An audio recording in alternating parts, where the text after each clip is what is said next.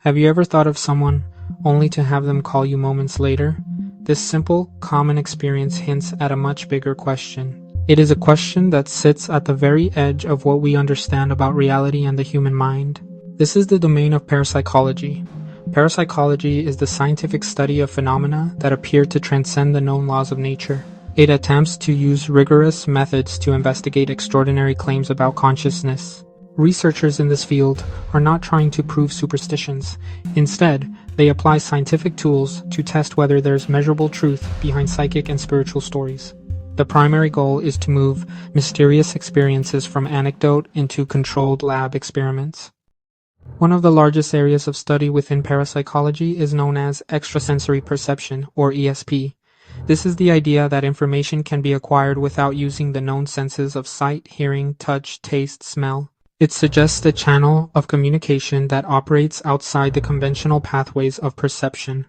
The most widely known form of ESP is telepathy. Beyond the passive reception of information lies a more active and dramatic claim, psychokinesis, or PK. This is the idea that the mind can have a direct, measurable influence physical, matter, energy systems. If ESP is about the mind perceiving the world in unusual ways, PK is about the mind acting on the world in equally strange ways. It proposes that focused intention or consciousness alone can alter the state of the physical environment without any known physical mechanism. The very concept suggests that the boundary between mind-matter may be more porous than we currently believe. Parapsychology also ventures into one of the most profound human questions. Does any aspect of our consciousness survive the physical death of the body? This area of study, often called survival research, examines phenomena that seem to suggest the continuation of personality and awareness after we die. One of the most compelling areas of this research involves the study of near-death experiences, or NDEs.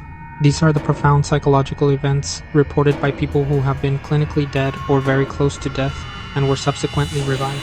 Many report common elements, such as moving through a tunnel, encountering a brilliant light, feeling overwhelming peace, sometimes meeting deceased relatives or spiritual beings. The formal investigation of these phenomena is not a new fad. It has a history stretching back well over a century.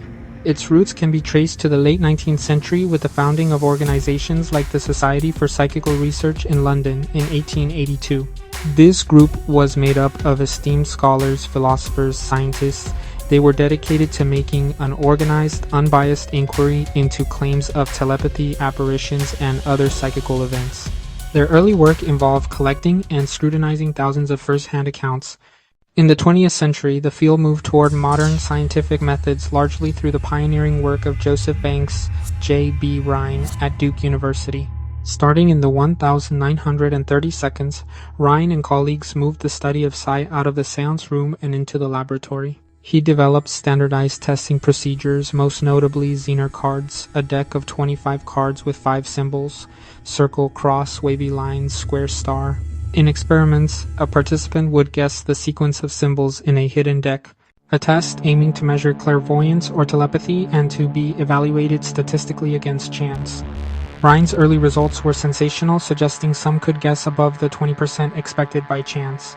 The findings were published and brought parapsychology into the public spotlight, but they also attracted intense criticism from mainstream scientists. Critics pointed to potential flaws, inadequate card shuffling, sensory leakage, statistical errors.